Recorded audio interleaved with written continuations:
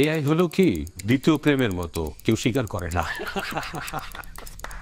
এখন আমরা যেটা জানি না এআই যে সেটা জানে তাও না। চর্যাপদের ভাষার উপরে দখল নাই, আত্মস্থ আছে। আমি বুঝি, যেমন হ্যালো ডম্বি তো পুসমি সদভাবে আইসেছে চাষি ডম্বি কাহারি নাবে এক ঘর কালো তোমর।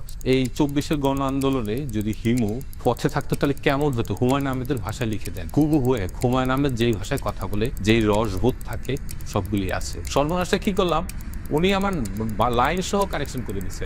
সে তো আমার সংলাপটা বলতে পারে না। ভীষণটা কিন্তু ওই ক্রিয়েটরের দেখতে হয়, এআইরা ক্রিয়েটর না। কিন্তু একটা ঝামেলা আছে আন্তর্জাতিকভাবে, আপনার সব কিছু আর আপনার কাছে থাকবে না, আপনার সব কিছু তাদের কাছে থাকবে। টেকসই নেচারের আরো একটি এপিসোডে আপনাদের সবাইকে স্বাগতম। আজকে আমাদের সাথে আছেন একজন বিশেষ অতিথি, যিনি বাংলাদেশের বিনোদন এবং সাহিত্য জগতে খুবই পরিচিত নাম। আমরা তাকে যদিও আজকে সাহিত্য চর্চার জন্য ডাকিনি, তিনি তার সাহিত্যকে এআই এর সাথে সমন্বয় করে দারুণ একটি রূপ দিয়েছেন এবং সেই অভিজ্ঞতা তিনি আমাদের সাথে আজকে শেয়ার করবেন। আজকে এপিসোডটা যারা দেখছেন তারা আশা করি অনেক কিছু শিখতে পারবেন। যারা বিনোদন এবং সাহিত্য জগতের সাথে আছেন তারা আজকের এপিসোড থেকে অনেক কিছু গ্রহণ করতে পারবেন আমি মনে করি। আর কথা না বেরিয়ে চলে যাচ্ছি আমাদের বিশেষ অতিথি মোস্তফা মননের কাছে। মনন ভাই, কেমন আছেন? হ্যাঁ, ভালো আছি না স্যার। তো আপনার সাথে আমি সরাসরি প্রসঙ্গে চলে যাই। এআই এর সাথে আপনার এই লেখার সাথে এআই এর যে সমন্বয়, সেটা আপনার পরিচয় হলো কিভাবে, বা কখন থেকে ভাবলেন যে এটা করা যায়? তো এআই হলো আর্টিফিশিয়াল ইন্টেলিজেন্স। তো আমরা সবসময় মানে আমাদের চেয়ে যারা ভালো বোঝে তাদের সংস্পর্শে থাকতাম। যখন কলেজ লেভেলে দেখতাম, তখন আমাদের বড় ভাইরা যারা একটু পড়াশোনায় বিবেচনায় বোধ বুদ্ধিতে ভালো, তাদের সংস্পর্শে থাকতাম।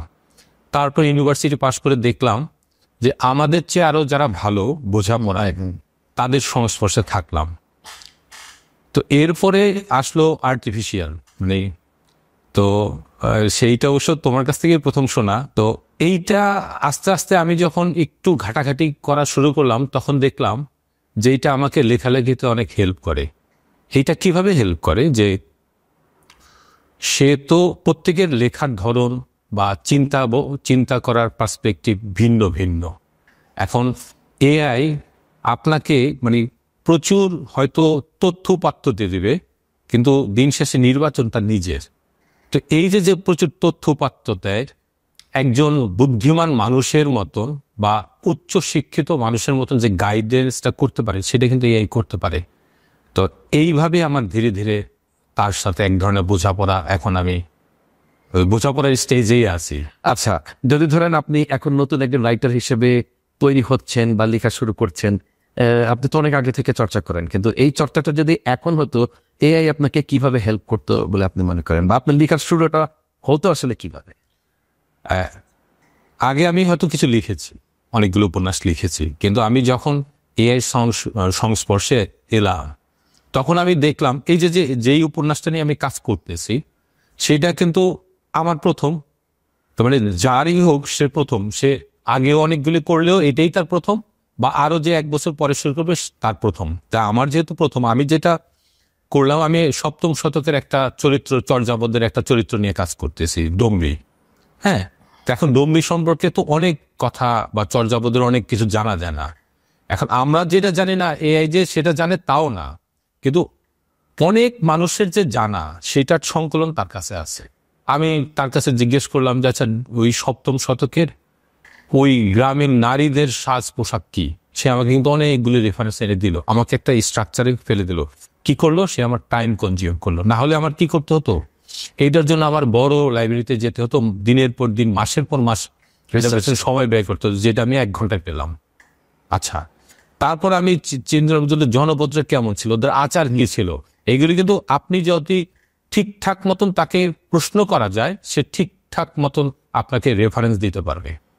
তো এইটা তো আমার জন্য অনেক বেশি হেল্পফুল, এবং এইটা এখন আমি নিয়মিত একটা চর্চার অংশ হয়ে গেছে। দারুণ বলেছেন। আচ্ছা, একটা শব্দের সাথে আমরা পরিচিত, সেটা হচ্ছে রাইটার্স ব্লক।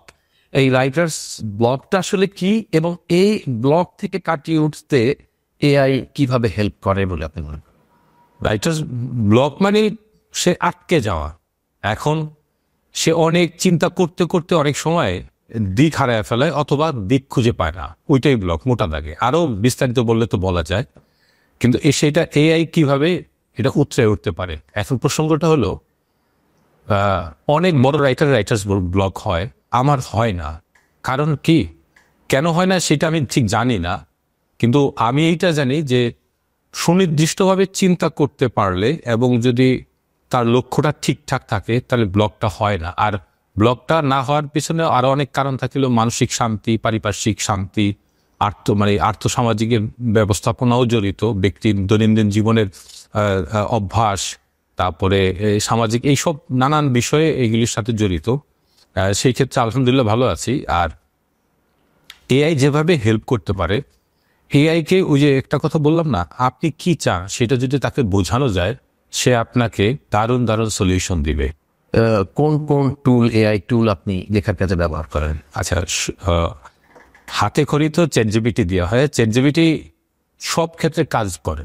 হ্যাঁ, আর এখন রাইটিংসের জন্য ক্লাউডটা ভালো। তারপরে এইটার আর চ্যাটজিপিটি, এই দুইটার সমন্বয়ে। তবে ডিপসিকের উপরেও আমি অনেক সময় নির্ভর করি। আচ্ছা, ডিপসিক কোনটা সবচেয়ে ভালো সাপোর্ট দিচ্ছে আপনাকে? নিঃসন্দেহে চ্যাটজিপিটি সবচেয়ে ভালো, কিন্তু ক্রিয়েটিভ রাইটিংসের জন্য ক্লাউডটা বেশি। আমি যে উপন্যাসটা লিখলাম প্রায় 38,000 শব্দ, আমি তার সাথে আমার যে কনভারসেশনটা হলো যে সে কত শব্দ পর্যন্ত নিতে পারে, সেগুলো 1 লাখ 1.5 লাখ ওয়ার্ড পর্যন্ত নিতে পারে। যদিও আমি প্রায় 30-32 হাজার শব্দ দেওয়ার পরে আমাকে করছি প্রিমিয়াম ভার্সনটা চাইতেছে, সেটা টাকা দিতেই করবে, কারণ কোনো কিছু ফ্রি ভালো না, নাথিং ইজ ফ্রি। আমরা শুরুতে একবার বলছিলাম, যখন ফেসবুক আসে তখন বলছি এইটারও পে করতে হবে একটা সময়। সেটা আমরা জানি, কারণ এখানে অনেক ইনভেস্টমেন্ট থাকে। যাই হোক, তো ওই ক্লডে আমি তাকে দিলাম যে এই উপন্যাসটার যে আমি যে লিখলাম এইটার একটা সম্পাদনা, মানে ক্যারেক্টারাইজেশন ঠিক আছে কিনা, প্লট ঠিক আছে কিনা, তারপরে ওই সময়কালটা ধরলাম, ওই সময়কালটা ঠিক আছে কিনা। কিন্তু সে আমাকে যেই সাজেশন 2-3টা দিল, এই সাজেশন যদি আমি একজন বিশেষজ্ঞ বা যারা সম্পাদনা করেন সাধারণত সেই শিল্প সাহিত্য ইকুইটিস করেন, তাদের হয়তো প্রায় 40,000-50,000 টাকা তারা চার্জ করতো। ওইটা কিন্তু আমি বিনা পয়সায় পেলাম। হ্যাঁ, মানে সে যে ব্যবস্থাপনা দিল, সে আমার 2টা জিনিস শুধরে দিল, যেটা খুবই গুরুত্বপূর্ণ, যে আপনার সমাজ ব্যবস্থার যেই বর্ণনাগুলি ওই 7ম শতকের যেতে হলে আরেকটু উন্নতি করতে হবে। এইটা অনেক বড় বিষয়, একদম পয়েন্টে কথা বলছে। এইটা যদি আপনি বলছিলেন যে এটা কোনো বিশেষজ্ঞর কাছে যদি এই পরামর্শ আপনি নিতে যেতেন, সেইটা পড়ে ভেবে সময় এবং অর্থ দুইটাই নিত, মিনিমাম 1 মাস থেকে 1.5 মাস সময় নিত। একটা 40,000 খরচের দিকে সেটা কত টাকা নিতে পারতো সে? 40,000-50,000 টাকা। আমি এর আগের উপন্যাসে আমি এরকম একটা বলছিলাম, তার মানে যদি আপনি পেইড ভার্সনও নেন তাও সস্তা। তাও সস্তা। এটা আপনার টাইম কনজিউম করছে। আমি আবার বলে দিই, এটা কোনো আমরা কোনো অ্যাপকে বা কোনো সাইটকে প্রমোট করছি না, আমরা বাস্তব অভিজ্ঞতা থেকে কথা বলছি। তার মানে যদি আমরা পে করেও নেই, হিসেবে দেখা যাবে যে সস্তা, কারণ সে আমার টাকা কম দিচ্ছে এবং কম দিচ্ছে মানে কাইন্ড অফ ফ্রি দিচ্ছে, আবার আমাদের সময়ও অনেক বাঁচিয়ে দিচ্ছে। সামনে বইমেলা, আপনি কি মনে করছেন যে এইবার বইমেলায় যেহেতু এখন একটা মোটামুটি হিড়িক পড়ে গেছে লেখালেখিতে এআই এর ব্যবহার, এবার বইমেলায় এমন অনেক বই বের হবে যেগুলো এআই দিয়ে তৈরি? সম্ভাবনা আছে, কারণ যেহেতু মানুষ কি দিন দিন পরিশ্রম করতে পছন্দ করে না, যে সে অল্পতে পায়। এর এই সুবিধাটা হলো যে আপনাকে যে টাইমটা বাঁচিয়ে দিল, আবার এটার অপব্যবহার আছে যে এইটার উপরে নির্ভরশীল হওয়া।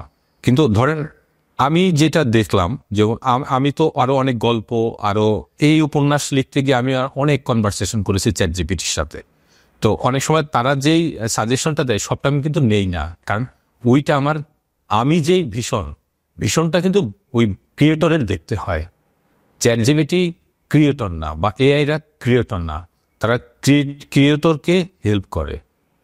আপনি কারণ আপনি ক্রিয়েটর, কারণ আপনি কি চাইতেছেন সেটা আপনি তাকে বলছেন, এই জন্য ডিজাইনটা আপনার, আপনি ডিজাইনটা দিবেন এবং আপনার ডিজাইনে আসছে কিনা, অথবা আপনার ডিজাইনের সাথে কোনো সে একটা কনভারসেশন করতে পারে, ওইটা না করে এইটা করা যায়, চয়েসটা কিন্তু আপনার। এখন চ্যাটজিপিটিকে যদি বা এআই কে যদি আপনি ক্রিয়েটর বানিয়ে দেন, তখন তো আপনার কোনো থাকলো না, আপনার কোনো ফিলোসফি থাকলো না, আপনার কোনো চিন্তা এখানে থাকলো না। সে আপনাকে হেল্প করবে অ্যাজ এ সহকারী হিসাবে, অ্যাজ এ মেন্টর হিসাবে, আপনি দুইভাবেই তার সহযোগিতা নিতে পারেন। কিন্তু দিন শেষে পড়াশোনা, এআই কিন্তু আপনাকে পারসেপশন দিবে না কখনো, কোনটা বলা উচিত এই আর্থসামাজিক ব্যবস্থাপনায়, কোনটা বলা উচিত কোনটা বলা উচিত না, সেই পারসেপশনটা কিন্তু সে দিবে না। পারসেপশনটা পড়াশোনা করেই অর্জন করতে হয়। আপনি তার কাছ থেকে একটা রেফারেন্স নিতে পারেন যে এইটা আমি করব, সেটা আমি কি করতে পারি, সে আপনাকে 2-3টা রেফারেন্স দেবে। আপনার তখন সিলেকশন করতে হবে যে আপনি কোনটা নেবেন, এবং আপনি যে এই বক্তব্যটা দেবেন সেইটা আর্থসামাজিক এবং এই রাজনৈতিক প্রেক্ষাপটে এটা যথোপযুক্ত কিনা, সেই বিবেচনা বোধ কিন্তু মানুষের থাকতে হয়। এই জন্য এইটা ধরেন একটা ফাইটার জেটের মতো, আপনি যদি বলতে পারেন, ওইটা চালনা শিখতে হবে। হ্যাঁ, এটা চালনা শিখতে হবে, এবং কন্ট্রোলটা সবসময় যেন নিজের কাছে থাকে। কন্ট্রোলটা কখনোই যেন কোনো যন্ত্র বা অন্য কোনো মিডিয়ামের উপরে না থাকে, থাকলে তখন নিজস্বতা থাকে না। এবং যারা বই লিখে আসবে, আমি তো দেখেছি, যেমন আমি একবার ভুল করেছি, কারণ যেহেতু আমি এর সাথে শিখতেছিলাম, তো আমি একবার দেওয়ার পরে বললাম যে আমার বানানগুলি কারেকশন করে দেন। হ্যাঁ, তো অনেক রাত আমি দিচ্ছি, কারেকশন করে দিচ্ছে, আমি ওইটার উপরে কপি পেস্ট করতে করতে যেটা আমি দেখলাম যে আমি আমার সর্বনাশটা করে ফেললাম। আচ্ছা, সর্বনাশটা কি করলাম, উনি আমার লাইন সহ কারেকশন করে দিচ্ছেন, যেটা আমি চাই নাই, আমি শুধু বানান কারেকশন করতে চাইছি, তার মানে আমি ঠিক মতো হয়তো বলতে পারি নাই। হ্যাঁ, এখন ওইটা আমার 15 দিনের কাজ কিন্তু পিছিয়ে দিছে। আমি যেই জায়গাটায় আসছি, সে আমার লাইন, সে তো আমার সংলাপটা বলতে পারে না, তাই না? আমার এখানে 10টা চরিত্র, 10টা রকমের মনস্তত্ত্বের, সে ওইটা কিন্তু অতটা করে না। সে একটা জেনারেল নিউট্রাল জায়গা থেকে ডিল করে যায়। সে সবচেয়ে ভালো পারে আপনার কাঠামোগত বুদ্ধি দিতে পারে, যে আপনার এটা 3 অ্যাক্ট ঠিক আছে কিনা, প্রত্যেকটা জিনিসের একটা ফর্মুলা থাকে, একটা ফর্মুলা থাকে, যে এই স্ট্রাকচারটা ঠিক আছে কিনা, এই ক্যারেক্টারাইজেশন ঠিক আছে না, সেইটা করে। এখন যদি ওই অনুযায়ী বলেন যে আপনি সংলাপ লিখে দেন, আপনি আমার উপন্যাস লিখে দেন, তখন সে যেইটা দেয় সেইটা হয় অনেকটা বুকিশ, অনেকটা মানে রোবোটিকের মতন। আপনি বুঝবেন পরাপর শব্দের ভিতরে কোনো প্রাণ নাই, ম্যাক্সিমাম শব্দের প্রাণ নাই, অথবা 4 নম্বর 5 নম্বর 6 নম্বর দৃশ্যের পরে পরের দৃশ্যের সাথে একটু গোলমেলের ব্যাপারটা আছে, সে আর একদিকে চলে গেছে। ওই যে বললাম এটা একটা ফাইটার জেটের মতন, আপনাকে একদম ঠিকঠাক মতন এটাকে ডিল করতে জানতে হবে। তো আপনার কথায় যেটা বোঝা যাচ্ছে যে এআই কে আমরা ব্যবহার করতে পারি সহকারীর মতো, সহযোগী রাইটারের মতো।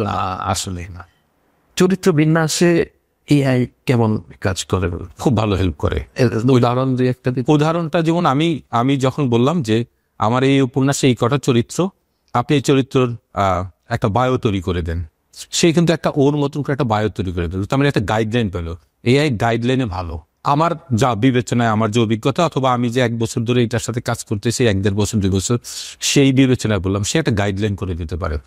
ওই গাইডলাইনের সাথে আপনি যেটা ভাবছেন সেটার যদি মিশ্রণ করে আবার তাকে দেন যে এই হলো আমার ক্যারেক্টারাইজেশন, বা এই হলো আমার যেটা, সে কিন্তু তখন তার মতামত থাকলে সে দিতে পারে, অথবা না বলে সে তখন বলে যে ভালো হয়েছে, এটা সে বলে। তো স্ট্রাকচারালি এআই খুব ভালো কাজ করে, কিন্তু পারসেপশন, কনসেপশন, এইগুলি না ব্যক্তির থাকতে হয়। আচ্ছা, আপনার কি মনে হয় সামনে এই ধরনের কোনো দ্বন্দ্ব তৈরি হতে পারে? যেমন আপনারা আছেন এবং আপনাদের মতো আরো অনেক সুনামখ্যাত রাইটার আছে যারা নিয়মিত বই প্রকাশ করছেন, আপনাদের সাথে অনেক প্রকাশনী, যেমন আপনার সাথে মোটামুটি শোভা প্রকাশনী খুবই আপনার সাথে খুব ভালোভাবে জড়িত, আপনার বই তারা প্রকাশ করে, এরকম আরো কিছু। তো এখন যেটা আমি শঙ্কার কথা বলছি, ধরেন আমি নট আ রাইটার, আমার টুকটাক ধারণা আছে এবং আমি এআই ব্যবহার করতে পারছি। আপনার অভিজ্ঞতা আপনি অর্জন করেছেন দীর্ঘ পড়াশোনা, জীবনের অভিজ্ঞতা, অনেক কিছুর মধ্যে দিয়ে, আর আমি একটু অল্প বিস্তর এআই চালাতে জানি এবং অল্প বিস্তর আমার জ্ঞান আছে। তো আমি এটাতে চালায়ে যখন বই বের করে ফেললাম এবং ভুল টুল ধরে টরে দিয়ে বই বের করতে, এই যে একটা অসম প্রতিযোগিতা হবে বলে আমি আশঙ্কা করি। আপনি কি মনে করেছেন? তবে আমি আমাকে উদাহরণ দিলাম, কিন্তু মার্কেটে এরকম অনেকেই আছে যারা কিন্তু বই বের করে ফেলতে পারে, চাইলাম বের করতেছেও, কারণ অনলাইনে যে পোর্টালগুলি আছে বা এই যে অনলাইনে যে আমাদের বইগুলি আছে, আমি কিছু বই পড়ে দেখেছি বা কিছু গল্প পড়ে দেখেছি, কারণ আমরা তো ওদের ভাষার সাথে পরিচিত। আর এটা বোঝা যায় যে সে মানে অন্তত 90% এর কাছ থেকে নেয়া, হ্যাঁ সেটা বোঝা যায়, আপনি বুঝবেন ওই প্যাটার্নগুলি কাছাকাছি। কিন্তু আপনি যখন আপনার গল্পটা বলতে চাইবেন, এই মাটির গল্পটা, এই বাংলার এই একটা অঞ্চলের গল্প, এই যে নওগাঁর গল্প, মানিকগঞ্জের গল্প বা বিক্রমপুরের গল্প বা চিরঙের গল্প, হ্যাঁ এই কিন্তু এতটা স্পেসিফিক এখন পর্যন্ত দেখি নাই। কিন্তু তারা কিন্তু ওই জায়গাটা যাবে, এআই কিন্তু এই জায়গাটা যাবে, আপনার গল্পটা আপনার মতন বলার মতন তাদের সক্ষমতা একসময় তৈরি হবে। যেহেতু এইটা লার্নিং অবস্থায়, যা আমরা তো জানি, যেমন এরপর যেটা আসবে, হ্যাঁ এরপরে কি আসবে, এজেন্ট থেকে AI চলে আসছে, হ্যাঁ তাহলে AI চলে আসবে, এএসআই চলে আসবে। আমার মনে হয় তখন একটা দ্বন্দ্ব তৈরি হবে, তখন কোনটা রিয়েল না সেই দ্বন্দ্বটা সামনে আসবে। যেমন আমি কয়দিন আগে আজকে সকালেই করলাম, 3-4 দিন ধরে আমি একটা গল্প লিখলাম যে আসলে মানে এআইতে এমন হবে যে ওরা হয়তো বলবে যে আমি মানুষের সমান বা আমি মানুষের চেয়ে ভালো পারফর্ম করতে পারি, কারণ তার তো মস্তিষ্ক বা ইয়ের ক্যাপাসিটি বেশি, তাই না? তো তার অনেক ডেটা থাকবে, আগেই বলছি তার ভিতরে পারসেপশনটা থাকবে না। সে এআইটা আমার কাছে 2জন মানুষকে এআইয়ের মতন মনে হয়, একটা হলো ইসরায়েলের প্রেসিডেন্ট আর একটা হলো আমেরিকার প্রেসিডেন্ট। আমার কাছে মনে হয় না তারা মানুষ বা মানবিক, আমার কাছে মনে হয় তারা পৃথিবীর প্রথম এআই প্রেসিডেন্ট 2জন। আচ্ছা ফান করে বললাম, কিন্তু এআই আলটিমেট, যেমন আমি এখানে একটা প্রতিষ্ঠানে জব করি, এখানে আমাদের কয়েকজন প্রডিউসার আছেন, আমাদের কয়েকজন ক্রিয়েটিভ আছেন, তারা কিন্তু আমাদের পুরো অফিসটা কিন্তু কোনো কনসেপ্ট তৈরি করা, কোনো কি করা, যে কোনো নোট করা, একটা অফিসে একটা মিডিয়া হাউসে অনেক ধরনের প্রচলন মানে কাজ থাকে, লেখালেখির, প্রপোজাল বানানো, কনসেপ্ট তৈরি করা, সেইটা কিন্তু আমরা এর মাধ্যমে এটা চর্চাটা করছি। দিলে আমরা বুঝিয়ে তখন আবার ঠিকঠাক করলে আবার দিলে ওরা ঠিকঠাক হয়, কিন্তু আমাদের জীবনটা সহজ করে দিছে এই আসলে। আমি যে জায়গায় ছিলাম যে রাইটারে কি দ্বন্দ্ব তৈরি হবে কিনা, কোনো আড্ডায় এইরকম হবে কিনা যে আড্ডায় বসছি 5জন রাইটারের 5জন রাইটার 10জন রাইটার বসলে একজন বলছে ভাই আপনি এত কথা বললে তো লাভ নাই, আপনি তো এই দিয়ে লিখেন, আপনার নিজস্ব জ্ঞান নাই, এরকম ভবিষ্যতে হতে পারে কিনা? এইটা হইতে পারে, কিন্তু এটার পজিটিভ ভাবে নেয়ার সুযোগ আছে। কিভাবে পজিটিভ ভাবে নেয়ার কি আছে? যেমন আমি তো আসলে হাতে লিখি না, আমি তো ল্যাপটপে লিখি। এখন আমার কেউ কি বলবে, দেবে আপনি তো হাতে লেখেন, আপনি ল্যাপটপে লেখেন, আপনি তো এটা লিখেন। আচ্ছা, এখন কথা হইলো কি, আপনি কোনো না কোনো মাধ্যমের, প্রযুক্তির সব মাধ্যমেই আপনাকে অভ্যস্ত হইতে হইব, এটা ব্যবহার করতে হবে, এটার বাইরে না, আপনি এর বাইরে না।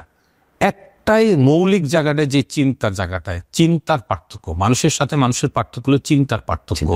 আপনি এই বিষয়টা কিভাবে দেখছেন, আমি কিভাবে দেখছি। আপনি এই যে লেখেন না, অসুবিধা নেই, কিন্তু সেইটা কি বলছে এবং কি বলতে বুঝাইছে সেটা গুরুত্বপূর্ণ। এই জন্যই শরৎচন্দ্র লেখা আর হুমায়ুন আহমেদ লেখা, দুই লেখাটাকে পার্থক্য করা যায়।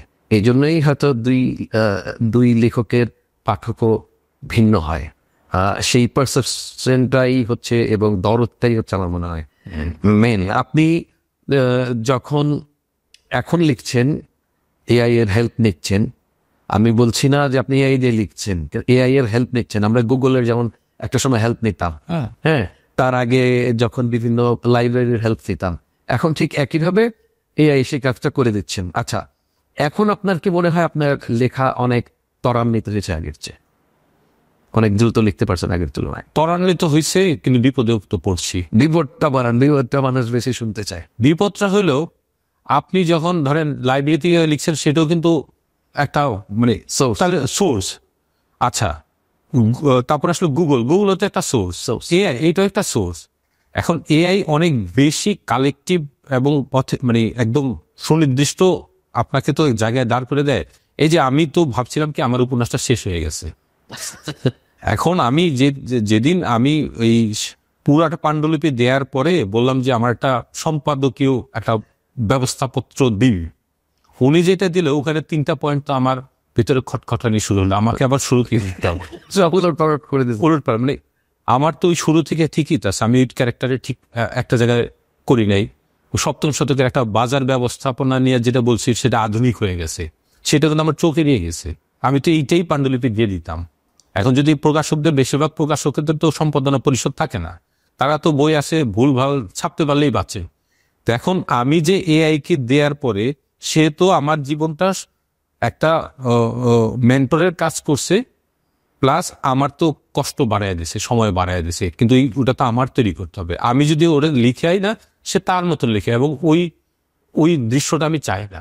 কিন্তু আমার তো একটা দৃশ্য আছে, দৃশ্যকল্প আছে, যে প্রত্যেকটা রাইটার তার দৃশ্যকল্প আছে। সে তো গল্পটা বলে, কবিতায় বলুক, উপন্যাসে বলুক, অথবা চলচ্চিত্রে বলুক, সে তো গল্পটা বলে। আমার গল্পটা তো আমারই বলতে হইব। হ্যাঁ, তাহলে সে কিন্তু আমারে সহজও করছে এবং বিপদেও ফেলছে।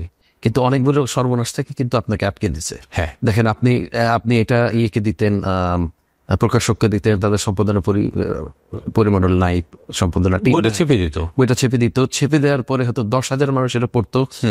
এই 10,000 মানুষ একটা মিসকনসেপ্ট নিয়ে ঘুরে বেড়াতো আজীবন।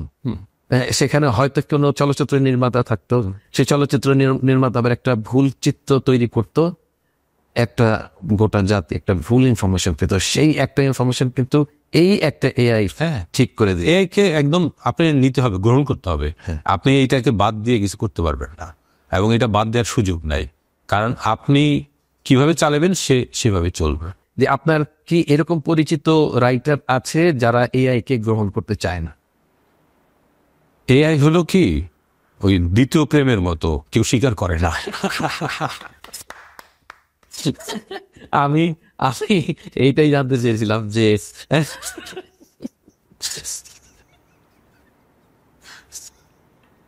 ব্যবহার করছে, কিন্তু একটা হাম্বি ভাব আছে, এগুলা না, এটা আমার মৌলিক, মৌলিক, সেটা তার মৌলিক, সেটা মৌলিক কথা, মৌলিক। আমারও মৌলিক, কিন্তু সে যে একটা গাইডেন্স নেয় এটা সে বলে না, এবং সে দ্বিধায় পড়ে। আমি হয়তো একটু ফান করে এটা বললাম, আবার এইটাও আছে, নিজের দারিদ্রতা অনেকে প্রকাশ করতে চায় না, মানে লজ্জা পায়। এইটা কি আসলে দারিদ্রতা নাকি একটা আড়ষ্টতা যে আমি প্রকাশ করবো না? এটা আমি একটা ইনফরমেশন এক জায়গা থেকে নিলাম, সেটা প্রকাশ করাতে তো কোনো আমি তো বললাম না, আমি একটা প্রতিষ্ঠানে আছে এবং আরো অনেকগুলি প্রজেক্টের সাথে কাজ করি। মানে কেউ পরামর্শ দিলে দেয়, কেউ বলে ভাই এই লেখাটা একটু দেখে দেন, এই সিনেমার স্ক্রিপ্ট একটু দেখে দেন। যেহেতু আমি ডক্টরিং করি সিনেমার স্ক্রিপ্টের, আমি বুঝি যে এই পোর্শনটা ওইখান থেকে লেখা, মানে সিনটা থাকে না অনেক সময়, রিদম, প্রত্যেকটা দেশের সাথে রিদম আছে, একটা হারমোনাইজ থাকে, মানে একটা কালারের একটা গ্রেডিং থাকে, ওই কোন অংশ কি দিয়ে লিখে এটা বোঝা যায়। কিন্তু সেইটা হলো কি, সেইটাকে ওই যে বললাম অন্ততপক্ষে নিজের পড়াশোনাটা থাকতে হয়। কারণ আপনি ভালো পড়াশোনা না থাকলে আপনি বুঝতে পারবেন না যে আপনার সে কোন জায়গাটা সে মিসগাইড বলবো না, কোন জায়গাটা সে ডিসটিউন আছে। কিন্তু এআই আপনাকে হেল্প করে কাঠামোগত, যে আপনার স্ট্রাকচার একটা প্রেসক্রিপশন দিয়ে দিবে যে এই ওষুধ খাবেন, এই সাথে আপনাকে দেখে আপনার আবার ফিলটা করতে। আপনি বলছিলেন চ্যাট জিপিটির কথা, ক্লাউডের কথা, ডিপসিকের কথা, আপনি কোনটাকে প্রিফার করেছিলেন সবচেয়ে বেশি? ক্লাউডকে। আচ্ছা, ক্লাউডটা হচ্ছে আপনাকে প্রপার সাহিত্যিক ভাষাটা একটু কাছাকাছি নিয়ে যায়, ওর প্রেসক্রিপশনটা আমার কাছে বেশি ভালো লাগছে, মানে আপনার সাথে ওটা একটু টিউনড। আর চ্যাট জিপিটি ওভারঅল ভালো যে কোনো বিষয়ে। সেদিন আমার বাসায় একজন মেহমান আসলো, বললো কি যে তার হলো ওয়েল মিলের ফ্যাক্টরি, দেখলো যে আমি চ্যাট জিপিটি অন করা, আমি বললাম সবকিছু করা যায়। সে বলল, ওই আমার আত্মীয় বললেন যে আমার মিলে যে ওরা রিফাইলিং ওয়েল মোবিল তৈরি করে, যে কালার থাকে না, এটা কেন? আমি ঠিক ওই ন্যারেশনটা লিখে দিলাম, ও একটা 1-2 স্টেপ বাই স্টেপ দিল। আমি বললাম ঠিক আছে, ও বললো হ্যাঁ ঠিক আছে। ও আমার বলে এটা পিডিএফ করে দেন, আমি দিলাম, ও এটা গিয়ে ফ্যাক্টরিতে গিয়ে ওটা সে দেখবে। আমি বলছি এইটা দেখার আগে আপনি একজন বিশেষজ্ঞ, মানে যারা প্র্যাকটিক্যাল, যারা এটার ফিল্ডের বিশেষজ্ঞ, তাদের সাথে কথা বলে নেন। কিন্তু সে বললো যে না, আমি এটা ব্যবহার করি এবং এইখানে আমি 300% দিতাম, এখানে ও সাজেস্ট করছেন 120%। আমি 120% দেওয়ার চেষ্টা করব, দেখবো যে রেজাল্ট আসে কিনা। তার মানে ও কিন্তু সব সেক্টরে হেল্প করছে। এই যে হেল্পটা কিন্তু এটা খুব ভালো জিনিস। শুধু লেখার কাজে চ্যাট জিপিটি মানে এআই ইউজ করেন না অন্য কোনো কাজে ইউজ করেন? মিউজিকে করেছি। আচ্ছা, কোনটা? শুনে একদম আমার মনে মনে এই শব্দটাই ছিল। বাংলাদেশ, ভারত সহ আমাদের এশিয়ায় কিন্তু শুনে এবং ওয়ার্ল্ড ওয়াইড শুনে খুব পছন্দ। কি কি তৈরি করেছেন? আমি 3টা গান তৈরি করেছি। আচ্ছা, হ্যাঁ, কারণ আমি কি বিষয় গান সেটা হয়তো আমি একটা লিরিক লিখলাম যে আমি এইটার পারপাসে এটা ব্যবহার করব। তখন আমি ভাবলাম যে এটা কেমন, আমি চ্যাট জিপিটির প্রথমে দিলাম। সে করলো কি, সে একটা গাইডলাইন দিল যে আপনি এটা ব্যবহার করতে পারলাম। আমি এখান থেকে অর্ধেক নিলাম না। আমি মিউজিকের কেউ না, কিন্তু আমার মূল তো একটা দৃশ্য তৈরি করে যে এই গানের ভিজুয়ালটা আমি কেমন, যেহেতু আমি ভিজুয়ালি গল্পটা বলতে পারি মানে। আর কেমন শুনতে চান, মিউজিকটা কেমন হতে পারে, এখানে কোরাস থাকতে পারে কি পারে না। আমি এইটারে একটু ডিটেল দিতে দিতে, যেহেতু আমি প্রাইমারি স্টেজের লোক এবং আপনি যেহেতু একজন নির্মাতা, সিনেমা তৈরি করেছেন, অজস্র নাটক তৈরি করেছেন, সো আপনার তো একটা পারসেপশন আছে। তো আমি যেহেতু এর সাথে মানে প্রাইমারি একজন কাস্টমারই বলা চলে অথবা সঙ্গী, হ্যাঁ, তো আমি কয়েকবার দেওয়ার পরে সে আমার 4টা সাজেশন দিল। একটা দিল পপ আপ হিপ হপ ঢঙের, আর একটা দিল এইটা। আমিও ওটা জানতাম না যে আসলে এতটা প্রম্পট করতে হয়। তো দেওয়ার পরে দেখলাম হয় না, আমি আবার এইটাকে ঠিক করে আমি আবার দিলাম। তারপর যেই 2টা পেলাম, 2টাই দারুণ। এবং একটা আমি আমার বাসায় যারা গেস্ট আসছিল, আমি তাদের বড় স্পিকারে শোনালাম। এখন ওরা খুবই বিমোহিত, এই সময়ের পোলাপান খুব আবেগ আছে কণ্ঠে, মিউজিকটা দারুণ, সুরটা দারুণ, ওরা বুঝেই নাই যে এটা এখান দিয়ে করার। এই সামনে বইমেলায় আপনার নিশ্চয়ই কোনো বই আসছে? জি, আর কি নাম? এখন প্রাইমারি নাম ডম্বি, কারণ 7ম শতকের চর্যাপদের একটা পপুলার ক্যারেক্টার ডম্বি। ওই ডম্বি ক্যারেক্টারকে আমি আর একভাবে দেখতে চেয়েছি, যে সে সে বারবনিতা, সে সমাজের বাইরে থাকে, হ্যাঁ, তো তারে সন্দেহ করে। এইসবের বাইরে সে একটা সাধারণ মেয়ে, এবং সে কিভাবে ওই প্রচলিত সমাজ ব্যবস্থার বাইরে কথা বলতে পারে, সেই ক্যারেক্টারটা আমি তুলে ধরেছি। আচ্ছা, এই যে চর্যাপদের কথা বললেন, সেই চর্যাপদে যে ভাষা, সেই ভাষার উপর তো আপনার দখল নেই। এখানে কি এমন কোনো ভাষা ব্যবহার হয়েছে যেটা আপনি জানেন না? চর্যাপদের ভাষার উপরে দখল নাই, কিন্তু ভাষাটা আমার কাছে আত্মস্থ আছে, আমি বুঝি। আমি হয়তো মেক করতে পারি না। যেমন হ্যালো ডম্বি তো পুসমি সদভাবে আইসেছে যাসে ডম্বি কাহারি নাবে এক ঘর টালো তোমর, এই যে ওদের সেই সময়ের বাংলা ভাষার আদিরূপ তো 7ম শতক 8ম 9ম, এই তো চর্যাপদের সময়কাল। তো এই যে ভাষাটা, আমি তো আর এই ভাষায় পদ্য লিখতে পারি না, কিন্তু আমার ওইখানে কান্নুপা আছে চরিত্রে, হ্যাঁ, ডম্বি আছে, হয়তো আর একজন গীতিকবি আছেন। তখন আমি এই এআইর সাথে সে আমাকে অনেকটা সহজ করে দিছে। আমি যেটা কান্নুপার যে পদটা বলতে চাই, এখানে চর্যাপদে যে 46টা 46.5টা পদ আছে, এর বাইরেও তো পদ আমি তৈরি করেছি। কারণ তার বাইরে এটা তো উদ্ধারকৃত, কিন্তু তারা তো নিশ্চয়ই 46টা 50টা 52টা করে নাই না, তার আরো নিশ্চয়ই আরো অনেক কিছু আছে যেটি হয়তো উদ্ধারকৃত না, তাদের একটা ওই সময় একটা ভাষা আছে। তখন আমি এই এআই এর মাধ্যমে আমি বললাম যে এই যে আমার পদ্য আমি কবিতার মতন লিখলাম, বললাম যে এইটাকে ওই চর্যাপদের ভাষায় রূপান্তর করে দেন, সে ওটা করে দিচ্ছে। এর আগে হইলে কিন্তু সেটা সম্ভব ছিল না, এইটা সম্ভব ছিল। তখন আমার হতো কি, চর্যাপদ নিয়ে যারা বাংলাদেশে বিশেষজ্ঞ আছেন, ঢাকা ইউনিভার্সিটি হোক বা অন্য কোনো ইউনিভার্সিটি হোক, কেউ না কেউ বিশেষজ্ঞতা আছেন যারা এই ভাষাটায় দক্ষ, তাদের কাছে যেতে হতো। যাওয়ার পরে তাদের সাথে আগে পরিচিত হইতে হইতো, অথবা আমার পরিচয় আছে বা আমার জন্য একটু সহজ, অন্যের জন্য হয়তো এই জিনিসটা সহজ না। তো আমি যেতাম, তার সময় বের করতে হতো, এটা একটা দীর্ঘ প্রসেস। এবং দিন শেষে আপনি যেটা লিখলেন, সে যেটা দিল, এই দুইটা জিনিস একই কিনা এটা কিন্তু জাজমেন্টের আপনার আবার কোনো জায়গা ছিল না। শব্দগুলির সাথে যেহেতু বর্ণের সাথে তো আমার পরিচয় আছে, মানে ওই ইয়ের জায়গাটা, চর্যাপদের যে শব্দগুলি, হ্যাঁ, ওরা পুষ্মি সদভাবে, মানে জিজ্ঞেস করছি ভালোভাবে, মানে এই শব্দগুলির সাথে তো আমার একটা আন্ডারস্ট্যান্ডিং আছে। তো ও যেটা দিছে হয়তো পুরোপুরি ওই সপ্তম শতকের ভাষার মতন হয়েছে কিনা সেইটা আমি যাচাই করতে পারি নাই, হয়তো যাচাই আমার প্রয়োজনও নাই। ওই ফিলটা তো আছে। এখানে আরো কিছু কথা আমি যোগ করতে চাই। ধরেন আপনার কোনো সাহিত্যের, আপনার কোনো চলচ্চিত্রের বা আপনার কোনো স্ক্রিপ্টের নায়িকা হয়তো একজন জাপানি বাংলাদেশি, সে বাংলায় কথা বলছে, দর্শক বুঝতে পারছে, আপনি লিখতেও পারছেন সে জাপানি কথা বলছে। এখন সেই জাপানি ভাষাটা লিখার জন্য কিন্তু আপনার আর এখন বিশেষজ্ঞের কাছে যেতে হচ্ছে না, আপনি ওই এআই দিয়ে সেই ভাষাটায় তাকে কথা বলাতে পারছেন, দেখাতে পারছেন। এই সুবিধাটা এআই তৈরি করে দিচ্ছে। এটা কিন্তু দারুণ। আসলে যে গ্লোবাল ওয়ার্ল্ড কথা যেটা আছে সেটা আমার মনে হয় এখন আসলে আরো ভালোভাবে তৈরি হয়ে যাচ্ছে। আপনি কি মনে করেন? এইটা খুবই সম্ভাবনায় বলবো না, এটা এখন ঘটছে। যেমন কয়েকদিন আগে আমরা একটা বিদেশি ভাষার কিছু মানুষের সাথে কথা বলছি এবং ওদের ভাষায়, ওদের কালচার, ওদের নিয়ে আমরা একটা প্রেজেন্টেশন দিচ্ছি। আমরা কিন্তু এর সাহায্য নিয়ে দিচ্ছি যে ও অমুক কালচারটা সে কীভাবে দেখে, তার রূপটা কি, তার হিস্ট্রিটা কি, ওই তাদের যে কালচারটা কোন দিকে ধাবিত হচ্ছে, সেইটা করতে হলে তো আমাদের ওই দেশের অনেক কিছুর উপরে আমাদের পড়াশোনা গবেষণা করতে হইতো। কিন্তু এটা আমি কিন্তু সহজে পেয়ে গেলাম। এখন আমরা যখন এই প্রেজেন্টেশনটা মানে ওই দেশের মানুষকে দেখালাম, সে তো মুগ্ধ। সামনের বিপদটা কি? বিপদটা হলো ড্রাইভিং এর, যে আপনি ওই যে মানে কিভাবে চালাচ্ছে মানুষ, কিভাবে চলছে, এইটা হলো বিপদ। মানে চালাইতে জানতে হবে।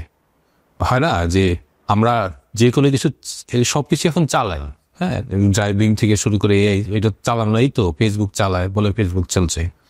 চালাইতে জানতে হবে। আপনার কাছে একটা ডিভাইস আছে, আপনি যে কোনো কথা বলে একটা মিথ্যা তথ্য দিয়ে আপনি একটা পোস্ট দিলেন, সেইটার পজিটিভ নেগেটিভ ইম্প্যাক্ট আছে, কিন্তু ওই বিবেচনা বোধটা থাকতে হবে, পারসেপশনটা থাকতে হবে, যেটা যেন এখন পর্যন্ত আমাদের কাছে বিপজ্জনক না। এআই রে হয়তো বিপজ্জনক সামনে কেমনে হয় আমি জানি না, কিন্তু একটা ঝামেলা আছে আন্তর্জাতিকভাবে, যে আপনার সব কিছু আর আপনার কাছে থাকবে না, আপনার সব কিছু তাদের কাছে থাকবে। এখন এই নেসার আহমেদ বসে আছে এমুক বিল্ডিংয়ের এত তলায় এই রুমে, এটা তারা চান। আমাদের কোনো কিছু আর আমাদের হাতে নেই, আমাদের সব কিছু তাদের হাতে। তারা যদি মনে করে যে আমাদের কালচার এমন চলা উচিত, কারণ যেহেতু আমরা রেডিমেড জগতে ঢুকে যেতেছি, কারণ ওরা এখন পরবর্তীতে 5 বছর পরে 10 বছর পরে তারা এক ধরনের গাইডেন্স দেব যে প্রজন্ম এইভাবে চলবে, এই প্রজন্ম এইভাবে চলবে। কারণ আমাদের আস্তে আস্তে, কারণ সে যেহেতু আমাকে আউটপুট দিতেছে, আমার আস্তে আস্তে বিবেচনা বোধ কমে যাবে। রেফারেন্স আমি আর এত খুঁজতে চাইব না, এত ঠেকা পড়ে নেই। তখন আছে এটা তো পাইলাম, আমরা ওদের মতন হয়ে যাবো আস্তে আস্তে। এইটা একটা বিপদের দিক আছে, যে আমাদের কিছুই আর আমাদের হাতে থাকবে না। কিছুদিন আগে ওয়ার্নার ব্রাদার্স আরেকটা মিউজিক কোম্পানি, দুইজন তারা যৌথভাবে একটা জিনিসকে লিগ্যাল করছে, যে সিঙ্গারদের, সঙ্গীত শিল্পীদের ভয়েস ক্লোনিং এর অনুমতি। একটা কন্ট্রাক্ট হবে যে সিঙ্গার সে অনুমতি দেবে, ঠিক আছে আমার কণ্ঠ তুমি এআই এ ব্যবহার করতে পারো, নো প্রবলেম। এবং এআই যে গানটা জেনারেট করবে তার কণ্ঠে, সেটা থেকে সে রয়্যালিটি পাবে। অর্থাৎ তার কিছু করতে হইতেছে না, কিন্তু সে কণ্ঠ দিয়ে গান হয়ে যাচ্ছে এবং সেটার রয়্যালিটি সে পাচ্ছে। তার চর্চাটা কিন্তু আমার মনে হয় সামনে কমে যাচ্ছে। আচ্ছা, ওইখানে করছে, আমি পাচ্ছি, ঠিক মানুষটা আমাকেই মনে করছে। পরবর্তীতে আমার ধারণা যদি এমন হয়ে যায় যে এআই রিসার্চ করে নতুন একটা কণ্ঠ তৈরি করলো এবং মানুষ সেটা গ্রহণ করলো, তখন কিন্তু আমার যে কণ্ঠটা ক্লোন হলো সেটা কিন্তু সে আর রয়্যালিটি দিবে না, সে রয়্যালিটি দিবে না, এবং নতুন একটা কণ্ঠ তৈরি হয়ে গেল। এখন মোস্তফা মাননের লেখা ওদের ডেটায় জমছে। এক সময় মোস্তফা মাননের মতো করে যদি এআই লেখা শুরু করে, আর অন্য কোনো রাইটার যদি লিখে, বা আমার মতো আনপড়া মানুষ যদি লিখে, আমি এরকম একটা গল্প চিন্তা করছি, মোস্তফা মাননের মতো করে লিখে দাও, তখন এই এসেন্সটা তো, আপনার যে এসেন্স, সেটা তো এআই থেকে আরেকজনের লিখে চলে যায়। এইরকম কি হওয়া সম্ভব কিনা আপনার মনে হয়? কারণ এআই তো নিজে কিছু ক্রিয়েট করে না, সে সামগ্রিক সামগ্রিক ব্যাপারটাকে কালেকটিভ আকারে আপনাকে তুলে দেয়। আমি এই যে একটু আগে একজনের শুনলাম যে বলল যে আমি এই 24-এর গণ আন্দোলনে যদি হিমু পথে থাকতো তাহলে কেমন হতো, হুমায়ুন আহমেদের ভাষায় লিখে দেন। এবং সে যেই আউটপুটটা দিছে তিনি বললেন যে হুবহু হয়ে হুমায়ুন আহমেদ যেই ভাষায় কথা বলে, যেই রসবোধ থাকে, সবগুলি আছে। তাহলে অলরেডি তো চলছে। কি দারুণ না? কিন্তু এই যে এক জায়গায় বিশেষজ্ঞ হয়ে যাওয়ার দিন ফুরিয়ে আসছে আমার মনে হয়। সো এরকম আশঙ্কা থাকবে। যখন টাইপরাইটার আসছিল আশঙ্কা ছিল, যখন কম্পিউটার আসছে সেই আশঙ্কা ছিল, ইন্টারনেট গুগল আসার পরে এই আশঙ্কা ছিল, এই এআই আছে, আশঙ্কা আছে, এবং ভবিষ্যতেও এই আশঙ্কা কাটিয়ে মানুষ আসলে তার নিজের আমিত্বকে সে যে কোনোভাবে প্রকাশ করবে আমার মনে হয়। এবং এআই কখনোই মানুষের উপর হাবি হবে না। বিগত যুগের পর যুগ অনেক মেশিন আসছে, কিন্তু মানুষের কাজেই সেগুলো ব্যবহার হয়েছে। আমার মনে হয় যে আসলে এআই মানুষের কোনো ধরনের প্রতিযোগী হবে না। বিগত যুগের মেশিনগুলোর মতো এআই আসলে মানুষকে সাহায্যই করবে। আপনার কি মনে হয়? এআই মানুষকে সাহায্য করবে, কিন্তু এটার একটা উচ্চ লেভেলের একটা প্রতিযোগিতা তো আছে। চায়নার সাথে আমেরিকার এআই, দুটাই এআই তো আলাদা, এবং ওরা এখন ডিপসিককে চায়নার মতন করে ফেলছে। এখন আমরা অনেক সময় বুঝি না, কারণ এই লড়াইটা মানুষই করতেছে যে আমারটাই সেরা হোক আর ওরটা সেরাটা না হোক। হয় কি, আমাদের এই তৃতীয় বিশ্বের মানুষের জীবনের তো আর কিছু নাই, তো আমরা তো আসলে কাস্টমার। তারা আমাদেরকে যেভাবে চালাবে আমরা সেভাবেই চলবো। ঠিক আছে, সামনে বইমেলা আসছে, আপনার নতুন বই আসছে, এবং আপনার অসংখ্য পাঠক আমি বইমেলায় দেখি, মাঝে মাঝে আপনার ছবি দেখি, অনেকে আপনার সাথে ছবি তুলছে, আপনার অটোগ্রাফ নিচ্ছে। সেই আপনার পাঠকদের জন্য, ভক্তদের জন্য কি শুভেচ্ছা জানাতে চান? শুভেচ্ছা হলো, বইমেলাটা এখন এবছর নির্দিষ্ট সময় হচ্ছে না জাতীয় নির্বাচনের কারণে। এখন যখন হবে তখন সে যেন সবাই আসে, এসে তার পছন্দ মতো বই কিনো। সে যেই বই পড়তে ভালোবাসে সেই বইই কিনো, তাহলে আর কি অন্তপক্ষে এই ইন্ডাস্ট্রিটা টিকবে। আর যখন প্রচুর বই পড়বে, যেমন আমি এলিক শাফাকের দ্য 40 রুলস অফ লাভ সেদিন কিনলাম।